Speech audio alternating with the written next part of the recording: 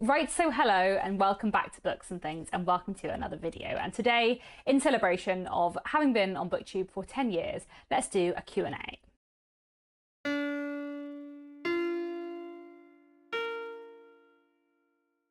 So I have a bunch of questions here, and while I have been through these questions and ordered them in a vague thematic order, I haven't really planned out my answers, so this will be relatively off the cuff and we will see how I go. I also wanted to say thank you to everyone who left questions, because I have many great questions to go through, probably more than I can tackle in a reasonable period of time, but we'll see. There will also be another Q&A on Thursday, I think, probably, which will be a kind of writing Q&A, and I've saved any kind of writing questions for that one. Let's start off with some questions about classics. Have you always loved classics? What was the first classic you remember reading, and was it because you wanted to read it, or was it for, say, a school project? So the classic that got me into classics was Jane Eyre by Charlotte Bronte, which I read when I was 13 years old. I didn't read it for a school project or anything like that, but basically the miniseries Jane Eyre adaptation with Ruth Wilson and Toby Stephens was on at that point in time, and I watched the first episode with my parents because they were keen to watch it, and I really loved it. So my mum suggested that I read Jane Eyre, and then I read Jane Eyre before the second episode, and yeah, that's how I kind of got into classics. That was the beginning. I loved Jane Eyre so much that I just then devoured a lot of 19th century literature. And I actually got into a lot of my favourite books through watching screen adaptations first, or through starting screen adaptations first. I probably had read classics before then. I think I'd read a few children's classics. I loved The Secret Garden and The Silver Sword as a child. I had read some Shakespeare at school before that point, but Jane Eyre was the first book that I read that got me into classics properly. Do you have a favourite bit of the Victorian period? Do you prefer the early, middle or late?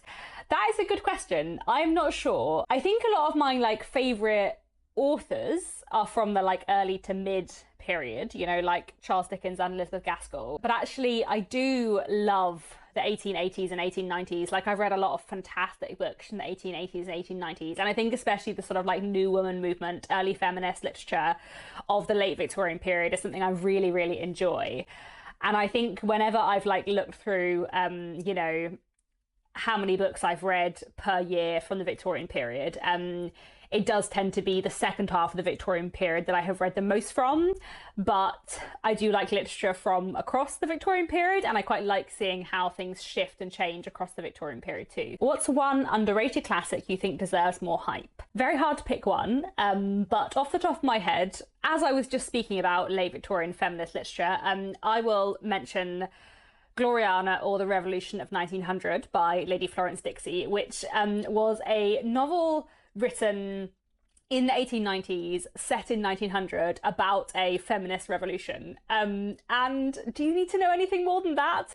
I think what I love about Gloriana is, one, that it's very radical and feminist in a really fun way, but also that it is a book that could have been written in a manifesto-y way, but in fact has the ridiculous plot of a sensation novel with betrayals and backstabbings and attempted murder and disguises and so much drama, and I just think it's great. So I would really recommend Gloriana. What is your favourite American classic? And that would have to be Passing by Nella Larson, a really fantastic early 20th century novella, which is just incredible. I've read it twice, and it's so short, it will take you hardly any time to read it all, and it's so worth it. The ending packs such a punch, it's so clever, it's so thematically interesting, and it's just wonderful. So Passing is a novel from the 1920s about two light-skinned African-American women. One lives in a predominantly African-American community, but the other has been passing as white for a long time and is married to a white man who doesn't know that she isn't white. And it's about these two women, what happens when they meet again, and everything goes on from there. And it's so good. It's a fantastic, fantastic book. Nella Larson is amazing. Someone else asked, I love your updates on Agatha Christie. Do you plan to make a project out of it and read all her works in full? Are there any other authors you hope to read in full? So I would one day like to read all of Agatha Christie's books in full. I think my current project is to read all of the Hercule Poirot books. And then once I finished all of Poirot, I would probably try and read the rest of Agatha Christie. In terms of other authors I want to read in full, so Anthony Trollope is my main project at the moment because I'm quite nearly there. I've read either 40 or 41 out of his 47 novels, and I'm hoping to finish reading Anthony Trollope in full by the end of the year. And when I say in full, I mean like the novels. I don't necessarily always trouble myself as much about reading all the like non-fiction or extra bits and pieces by an author. Sometimes I do, like I've read nearly everything you can read by Elizabeth Gaskell and Jane Austen, but like I haven't read all of Dickens's non-fiction yet, for example, though I have read all of his novels. So there are quite a few authors who I've already read like in full when it comes to their novels, even if I haven't read like non-fiction and other bits and pieces. So I've read all the novels of Thomas Hardy, Charles Dickens, Jane Austen, Elizabeth Gaskell, the Bronte sisters, E.M. Forster. I feel like I've forgotten someone there. And then Anthony Trollope is next. And after that, we will see. Some of the other Victorian authors who I really like wrote a lot. So, you know, it feels like a big mission to say, I want to read everything by Margaret Oliphant, for example. But yeah, there are other classic authors I want to read in full, and probably contemporary authors too, though it's a bit different with a contemporary author because you might have read them in full, but they may still release more books. You know, I have read Kazuo Ishiguro in full, but I expect he will write some more books, and then I won't have done, if you see what I mean. If Charles Dickens only started his writing career now, would his books be published, and how would his work be edited? So I feel like if Charles Dickens were starting his writing career now, he would write different books. Like, he wouldn't write the books that he wrote, and he wouldn't write in the form and style that he wrote, because those massive chunky books with all of the interweaving plots, they are a product of serialization. You know, there's a reason why there are fewer 1,000-page novels today with a ton of subplots, and it's partly to do with the way books are published. You know, a good way to think about it is like, there are now, I believe, fewer like 23 episode long TV series and more like 6 to 10 part Netflix series, because the way we consume TV has changed from being like one episode a week to being like often binging. Charles Dickens's novels were all published serially in parts, so if he were writing today not for a serial audience, he would write in a very different way. Those books are a product of their time, not just in terms of content, but in terms of style and length. So if Charles Dickens were writing now, he wouldn't be writing 1,000-page tomes. It was interesting, ages ago I watched a documentary by an EastEnders writer who's a big Dickens fan, and he said that if Charles Dickens were writing today, he would be writing soaps. And I don't know if I 100% agree, but I kind of agree a bit. Like, I feel like if Charles Dickens were writing today, he might not be writing novels, he might be writing something with a more serial form. Even though, you know, as I said, I think the serial form in TV is slightly shifting away to a certain extent. Does that make any sense? Anyway. If you were to set Victorian literature students some essays to write to explore this period of literature, what titles would those essays have? So I feel like this could be its own Victober video in its own right, but in the meantime, I suppose there are so many different like topics you could explore within Victorian literature. I suppose one that like springs to mind is like the buildings roman as a form. You know, compare and contrast how Great Expectations, Jane Eyre and Olive look at identity within a coming of age story, or whatever the case might be. I remember doing an essay at university on like realism versus like playing with realism in Jane Eyre and Bleak House.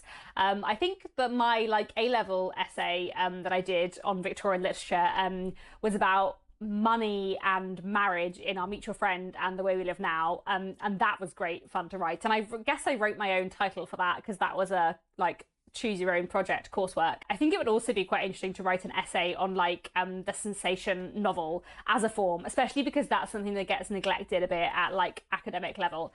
But I think that could be a really cool thing to write about. You know, how there is a lot of social critique present within sensation fiction, even though they weren't like taken as seriously as the kind of big social critique novels by authors like George Eliot and Thackeray. I had multiple questions about like my favourite editions or imprints for classic books.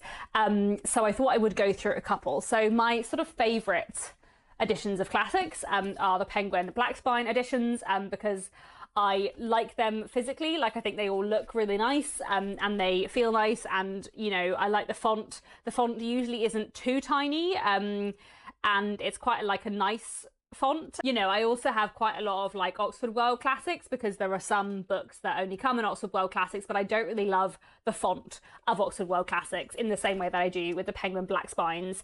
And this is definitely the edition I have the most classics of. They also in general have good notes, and the notes aren't like terribly intrusive. They're all at the back of the book, and it's up to you whether you read them or not. The one point of contention I do have with Penguin Classics is that the back cover copy on their books does tend to be a bit spoilery, which does annoy me. But beyond that, I do think these are great editions, and these are the ones that are like my go-to edition. Like if I'm going to buy a physical edition of a classic, I will check if it exists in this edition first and get that. And if it doesn't, I might go to Oxford World Classics next, because they have a pretty good range. Though, as I said, I don't really like the font. As a teenager, I collected these editions, the Collector's Library editions, which are like little hardback. So you can see in comparison to a regular paperback, they're quite small.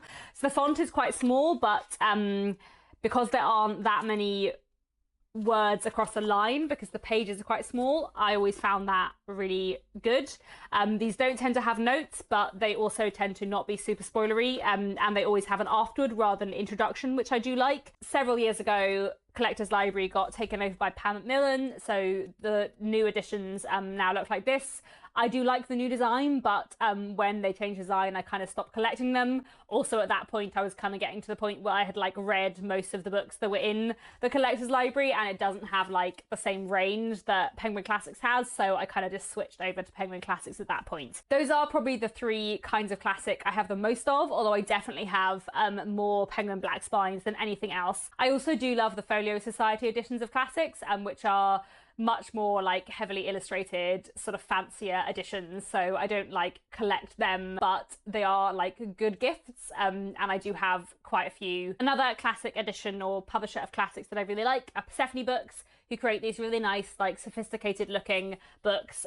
They all have like different end papers, and they all come with bookmarks. And Persephone Books kind of specialize in underrated books from the past. I would say their primary focus is 20th century women writers, though they do publish other things too. And I really like Persephone as well. I think they're a great publisher, very reliable in their choices of books, and they look really good too, and they are very good at avoiding spoilers. They tend to just give you a little extract from the book on the inside flap to see if it's for you, and that's all, which I quite like as well. Okay, moving away slightly from classics, a bunch of other bookish questions. If you could only keep one shelf of books you own as they are arranged right now, which shelf would it be?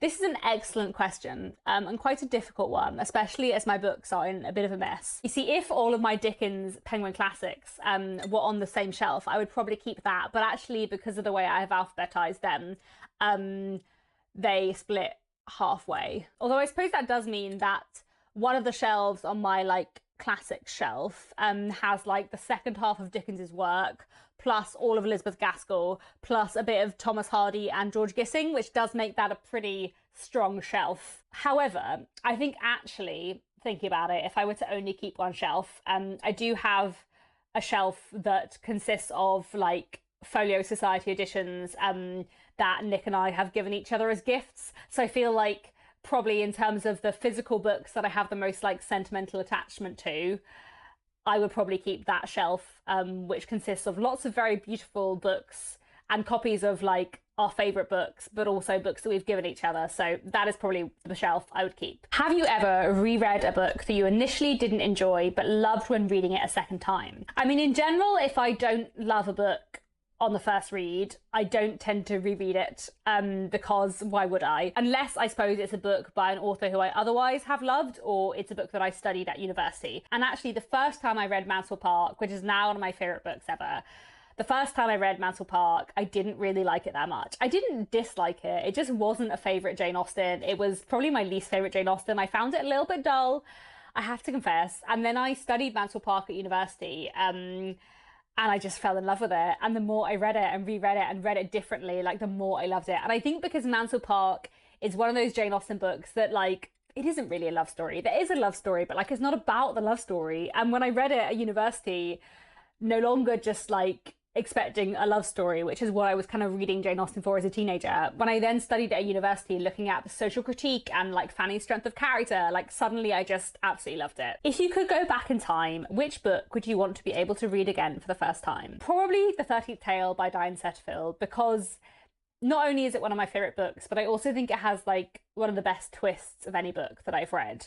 And I remember like reading it and being astounded by that moment. But I was like 14, 15 years old when I read The 30 Tales. So it would be kind of interesting to read it again, like not knowing what I know now. Like I've reread it since and I love rereading it, but it's not quite the same as when you don't know everything about it.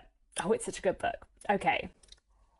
I had multiple questions along the lines of like the literary dinner party variety. Although they weren't dinner parties, I enjoyed that I had questions about which fictional characters I would like to have tea with, which fictional characters I'd like to have a picnic with and where, and also which authors I would like to invite to a literary salon. So I don't know. I'm trying to think which fictional characters I feel like I would get on with. Or maybe it's more a question of which fictional characters would be interesting to chat to. I feel like it would be quite fun to have a picnic of like all of Jane Austen's heroines at Box Hill, you know, perhaps. And I also feel like it would be very fun to meet some of my favourite Elizabeth Gaskell characters. I've just finished rereading Wives and Daughters and I feel like I would get on quite well with Molly Gibson. But if I could meet some of my favourite authors from the past, I feel like I would have to meet Charles Dickens so that I could ask him about the ending of The Mystery of Edwin Drood.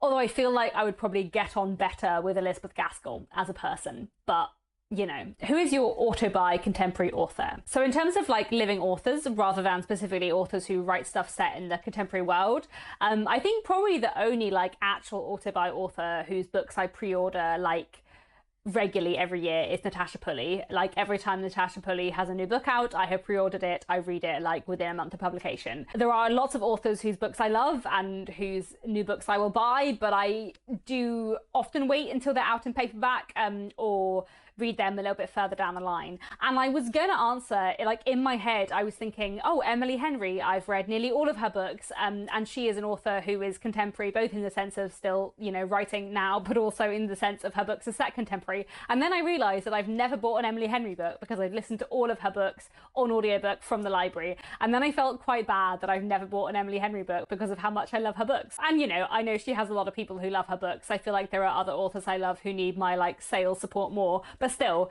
I feel like she ought to be an auto-buy author. I mean, I say that Natasha Pulley is my main auto-buy author, but I think that's partly because she's the like contemporary author whose books I read who is the most active. Actually, there are other authors who I would pre-order and immediately read a book by, such as Ishiguro, Emily St. John Mandel, Sarah Waters, but their books are out less frequently, I suppose. Talking of Natasha Pulley, another question I had was book recommendations for someone who loves books by Natasha Pulley but wishes she would write a sapphic one.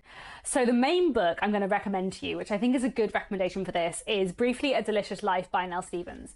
Is this accessibly easy on my shelf? I feel like Briefly a Delicious Life is a good recommendation for Natasha Pulley fans because this book is really weird, and I feel like one of the things I really love about Natasha Pulley's books is how weird they are, and also the like odd blend of darkness and light and like playfulness and misery. And I feel like Briefly a Delicious Life has a lot of that stuff in too. So this is a very strange book that is set in the 19th century and looks at the real life relationship between George Sand and Frédéric Chopin, but it's told from the perspective of a ghost called Blanca, who is a teenage girl who died several centuries ago and is haunting the monastery that George Sand and Frédéric Chopin has arrived in, and finds herself like gradually kind of falling in love with George Sand. And it's kind of a yearning, unrequited love because George Sand, you know, she can't see Blanca because Blanca is a ghost. But I think if you like Natasha Pulley and you like the weirdness of her books, I think you will like Briefly a Delicious Life. And also, if you haven't tried them already, I would really recommend the works of Emma Donoghue and Sarah Waters,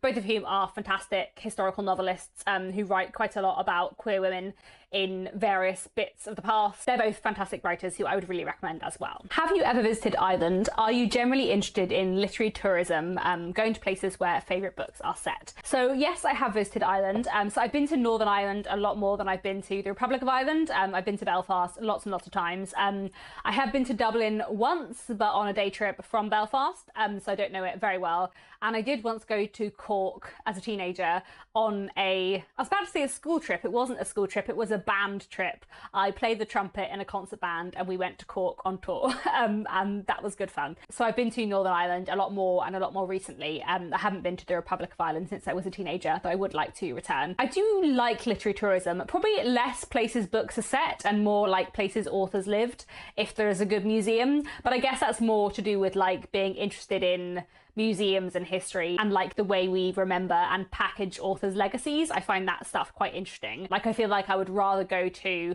a place where an author lived than a place where a book is set. Do you write in your books things like marginalia, journaling, or annotations? So in general, no, I don't really annotate my books. I used to annotate books when I was studying them at school and university, and I have very occasionally annotated books if I'm reading them for a specific video. Years ago, I did 2 read-alongs on my channel of Our Mutual Friend and Bleak House that were very slow, so we read them in the original serialized parts, like as the Victorians would have read them, and I made video like chapter breakdowns, and I did annotate for those videos, but in general annotation is not something I especially enjoy, and it's not something that I really get that much out of. Like I know for some people annotation is like such a big deal and like really enriches their reading experience, but like for me, it gets in the way of the story. When I read non-fiction for historical research, for writing,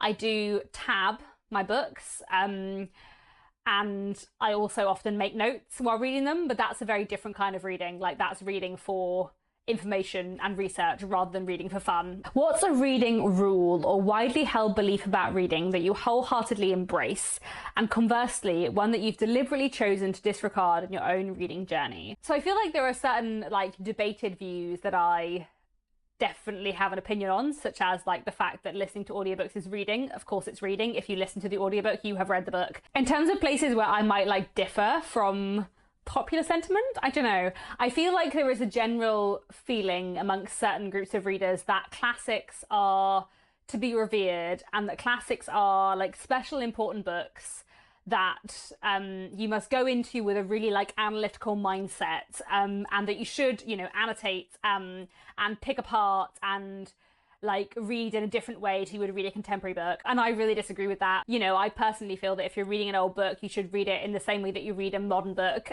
Maybe you'll like it, maybe you won't. Go in and read it, enjoy the story.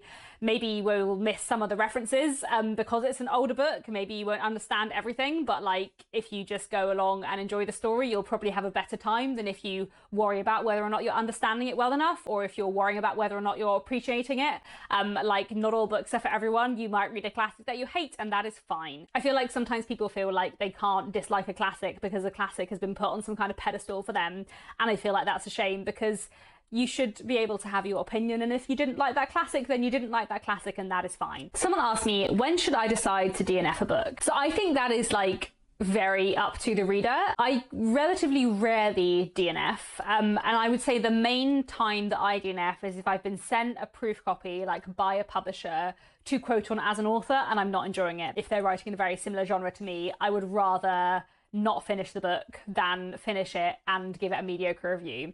So that's the kind of main time I DNF. In general, I'm a reader who will continue with a book through to the end, but I also feel like I, over the last like however many years, have got to know my own reading taste quite well, so that I rarely pick up a book that I hate. But in general, I feel like it is a good and useful thing to DNF, and if you are reading a book and you're not enjoying it, then you should just give up. Like maybe give it 50 pages or whatever, but if you're not enjoying it and you're not liking the writing style and you're not gelling with it, then there's kind of no point in continuing. I mean, it depends on what you're reading the book for. Like if you're reading the book for a book club and you want to go to the book club, or if you're reading the book because you've heard something specific about it, or you're reading it for a specific project, that's a bit different. But if you're just reading for fun, which is the main reason I read, and you're not having fun with a book, then don't read it. There's only so many hours in the day, and you'd be better off spending your hours reading a book that you enjoy. I feel like this is going to be such a long video, and I should have whittled down my questions more before I started, but anyway. Next, I have some questions about YouTube and BookTube. So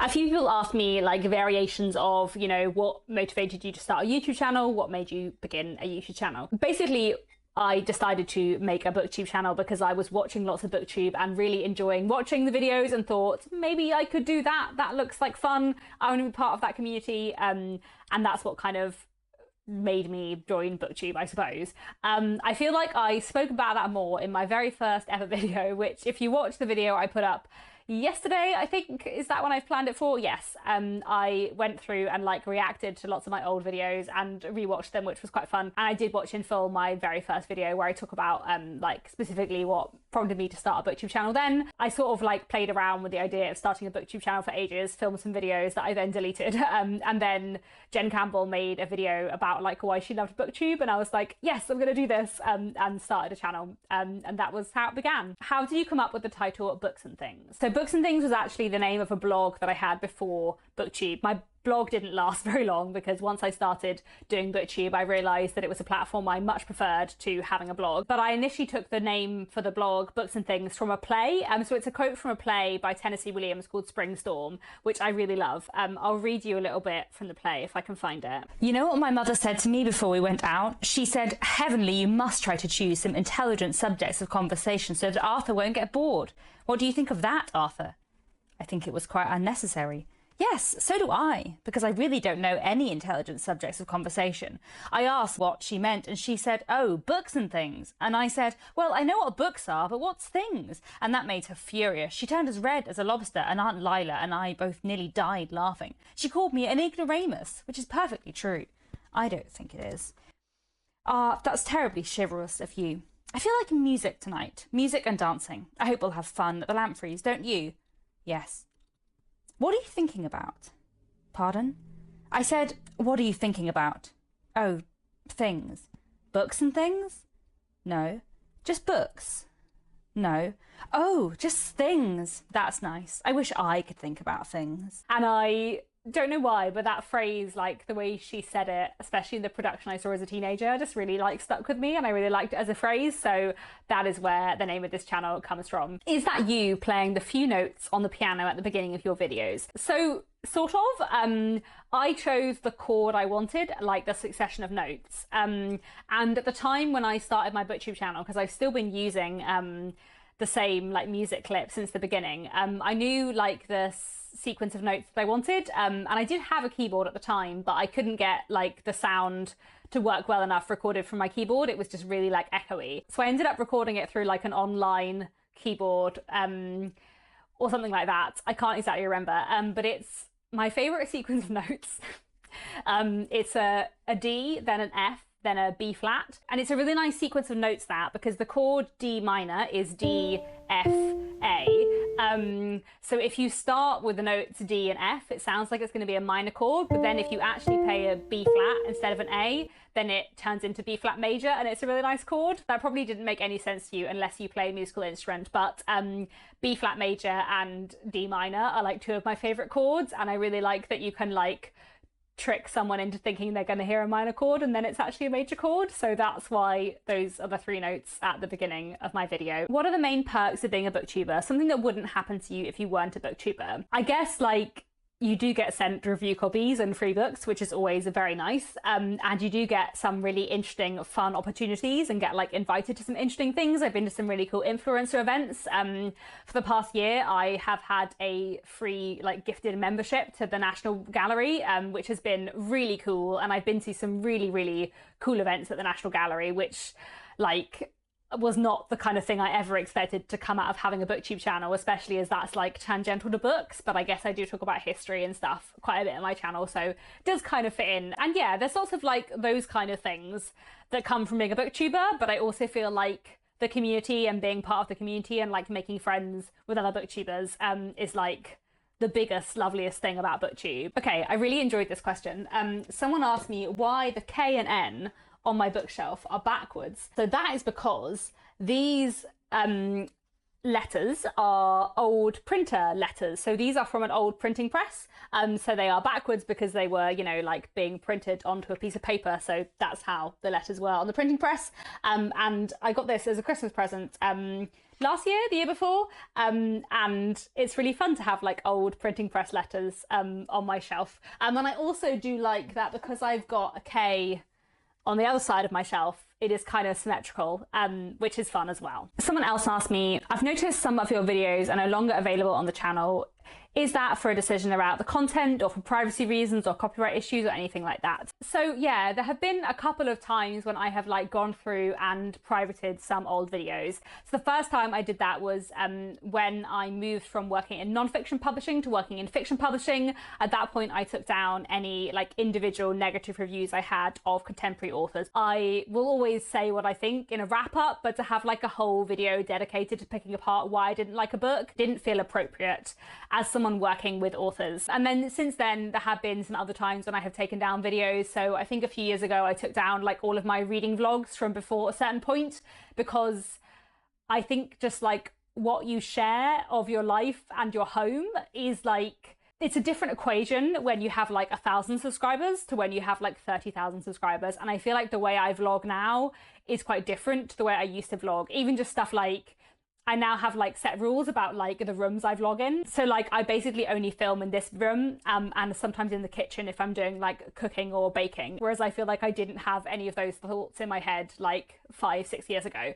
So I did take down quite a lot of old reading vlogs at one point. I think I've also taken down like a couple of older videos that were like specifically focused on authors who I no longer really like feel comfortable supporting and promoting. Oh, and I also think I privated like quite a lot of writing videos before my debut novel came out, because I was like, actually, there's some old videos where I've spoken about like works in progress that actually like, what if I do something with them one day? Do I really want an old video where I talk about them? And I just kind of wanted to have like more control over how I spoke about writing. I think the main thing is, yeah, like the bigger your channel gets and the more people you're talking to, the more you think carefully about the content you make and what you share and what you don't. And so I feel like that's the main reason why some old videos are gone. And then I had a bunch of like miscellaneous questions. So any tips on getting into a career in publishing or editing? I feel like getting into publishing is really hard, to be honest. And I wonder how much it has changed in the past 10 years. I'm sure it has.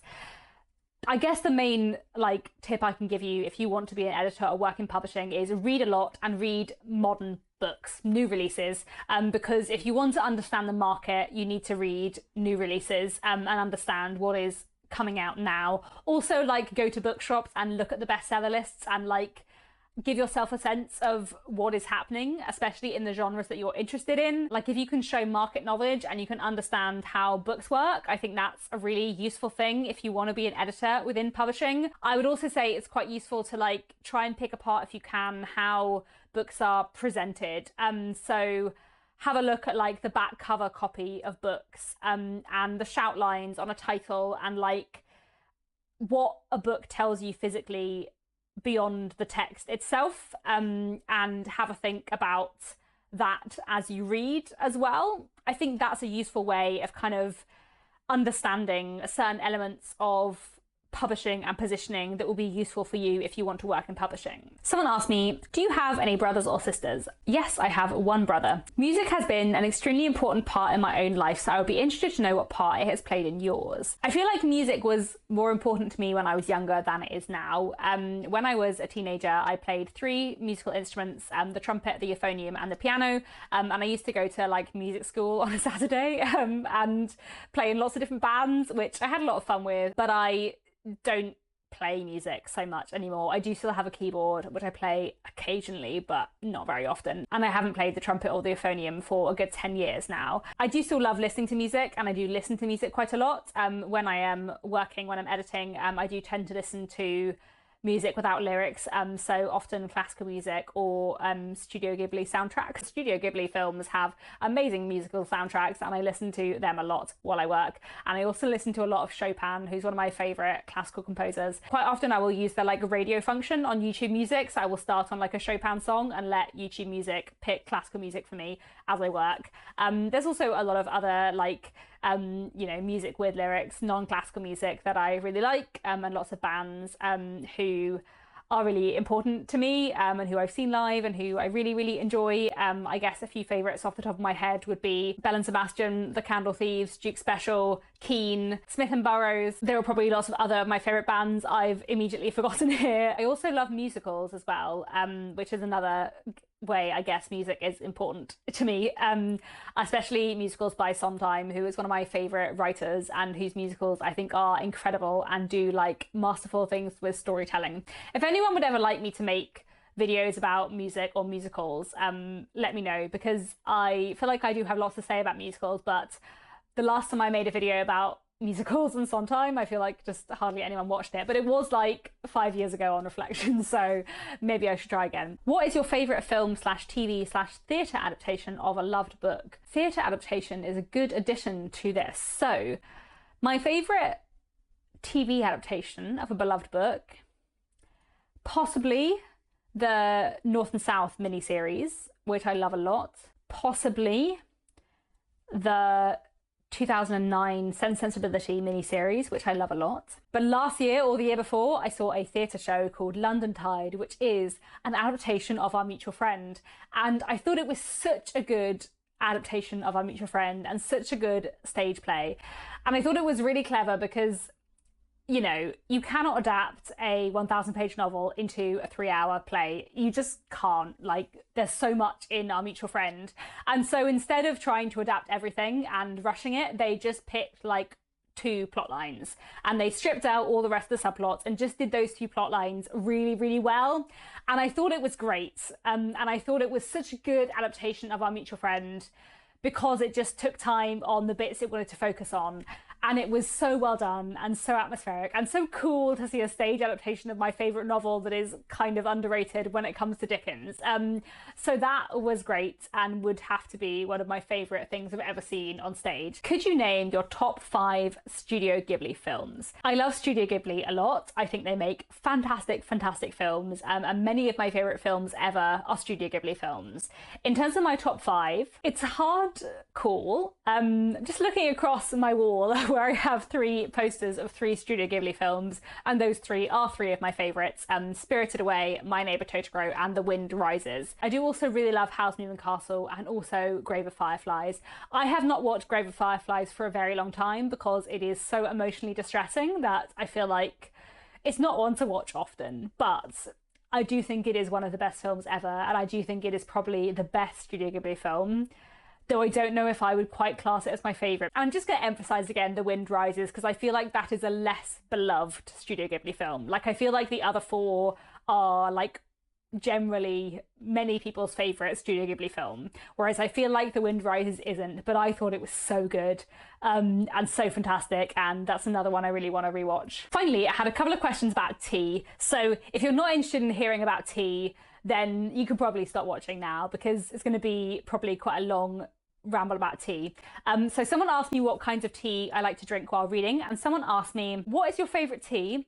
Who are your favourite tea suppliers? And what is your tea routine? And yes, I do have a tea routine. Let me tell you my tea routine because that will tell you some of the teas that I drink while reading and what my favourite teas are. So I begin the day with a cup of English breakfast tea. Currently, I'm on Twining's English breakfast tea, though Yorkshire tea is also pretty good. And a while ago I did drink PG Tips, though currently Twining's English breakfast is what I go for. That's the first cup of tea of the day at like 7:30 a.m. Then at like 9 or 10 a.m. I have a cup of Assam, usually Twining's Assam. I like Assam tea a lot. And then I will usually have one more cup of caffeinated tea like just after lunch at like 2 p.m. And that tea varies, but is usually like a different kind of black tea. So for ages I had like Ceylon tea at that time of day, but right now I'm really enjoying Twining's Spice Chai, which is a very, very tasty tea. So that's what I have been drinking while filming this video. At that point in the day, I usually stop drinking caffeinated tea. Like, that's enough caffeine for me. I probably have some kind of decaf tea, like 4 or 5. Sometimes just like decaf English breakfast tea with milk, or sometimes some kind of herbal tea. Twinings do a really nice super blends tea called Calm, which I sometimes have at that time of day. And then I will often have a cup of like peppermint tea or 3-mint tea after dinner. Pucker do a really nice 3-mint tea, which I often have. And then I will often have a cup of chamomile tea or some kind of chamomile based tea before bed. Twinings do a good super blend tea called Sleep. I don't stick to that tea routine religiously, except kind of the first 2 cups of tea of the day are always English breakfast tea and then a Sam. But I do sometimes vary my tea drinking in the afternoon and evening. But I do drink quite a lot of tea because tea is great. In terms of what my favourite tea is, I feel like I quite like drinking different kinds of tea at different times of day. So I'm not sure that I have a favourite tea. I suppose maybe like Twinings Assam would be one of my favourites. But sometimes I feel like something slightly different. And I do feel like, yeah, in the afternoon, I often don't want caffeine. And sometimes there's a point of the day where I'm like, I don't really want milk in my tea anymore. I want a non-milk tea like peppermint or calm or chamomile or whatever. In terms of my favourite tea suppliers, I feel like I have mentioned Twinings so many times in this video, but I also think Pucker do some nice teas. Tea Pigs is quite nice. There are a few loose leaf tea companies I like. Brew make really nice teas, and I have an affiliate link with them actually, so I'll leave that link down below. I've got some really nice, interesting loose leaf teas from them before. And I also absolutely love the Tea House Emporium in Bath. They do some absolutely lovely teas. When I lived in Bath, I bought a lot of tea from them, and still if I go back to Bath, I like to try and buy some teas because they do some really lovely tea. Okay, I feel like that's probably been enough talk of tea, so there we go. I think that was quite a lot of questions, and I feel like I've been filming for a really, really long time. So if you have made it to the end of this video, leave a little teapot emoji in the comments for me if you would like to. Thank you very much for watching this ridiculously long Q&A. I hope this has been interesting. Do let me know your thoughts down in the comments. If you have any other questions, let me know. I will try my best to answer them. Otherwise, that's all for now. Thanks very much for watching, and I'll be back tomorrow for another bookish video.